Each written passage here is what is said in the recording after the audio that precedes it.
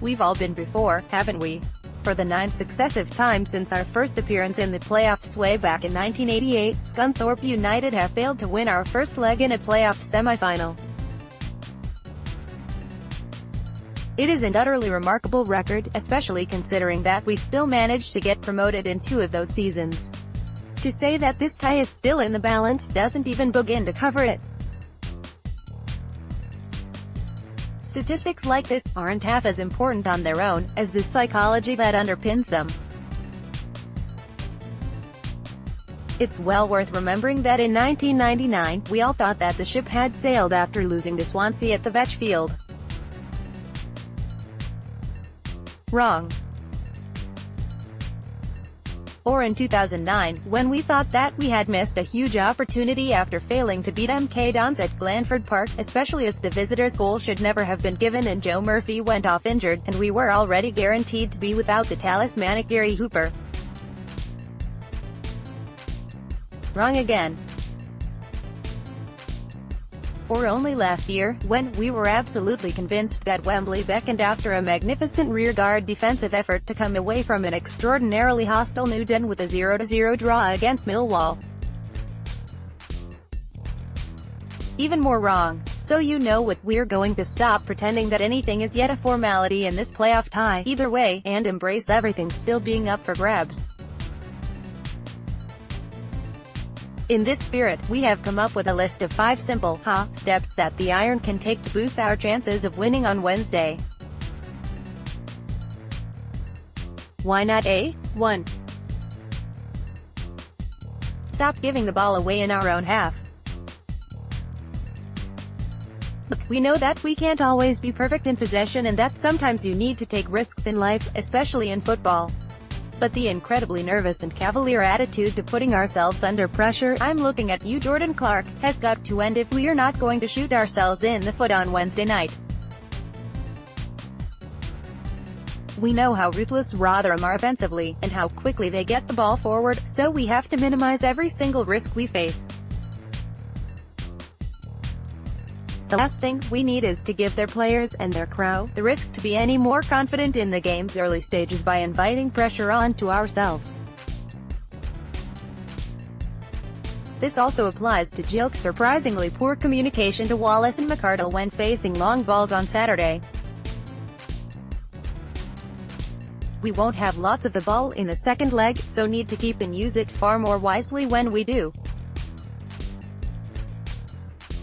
2.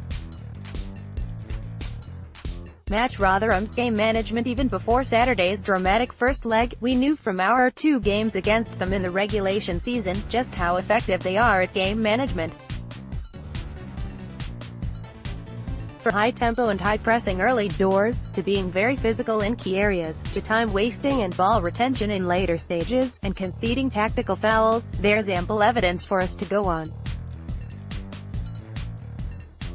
There's no point bleating about anything to the referee on the night, or getting on a high horse post defeat. This isn't a knitting circle. So let's slow the tempo right down in the game's early stage and quiet the crowd.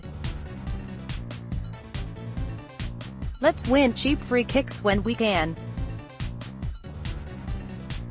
Let's stop their counter-attacks when we have to. Their right back should have been put on his ass 30 yards further up the pitch before he crossed for their goal. And who knows, if we can nick a goal, let's make sure we fully embrace the Joe Murphy school of time wasting and see the game out. 3. Use our pace on the break, don't leave Tony isolated. I was struck post-match by the number of Scunthorpe fans remarking as to just how tall and physical almost the entire Rotherham side were. And this only became noticeable because all too often throughout the game, we played to their strengths rather than our own.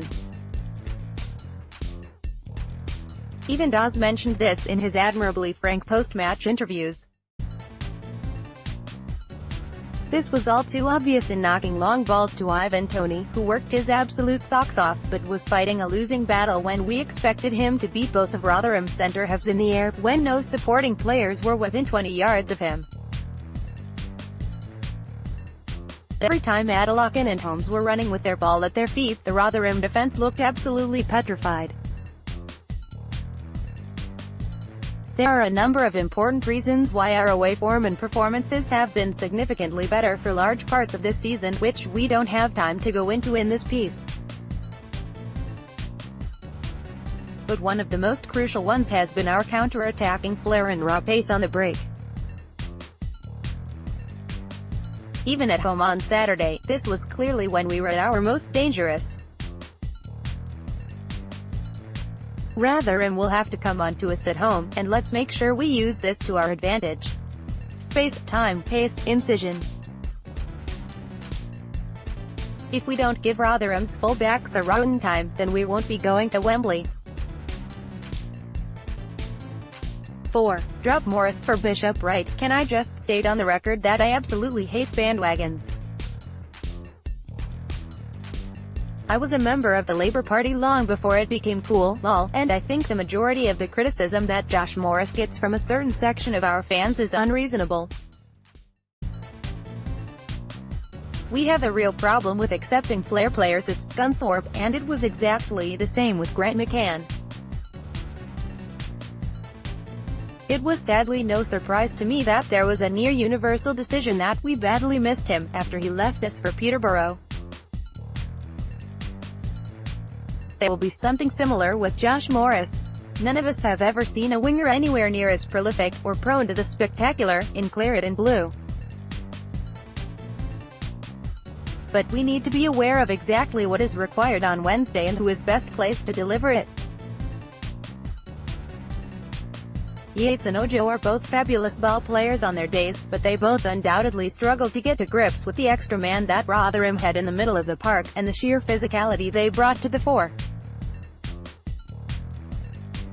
We cannot allow that to happen again at the New York Stadium, or we seriously risk getting overrun.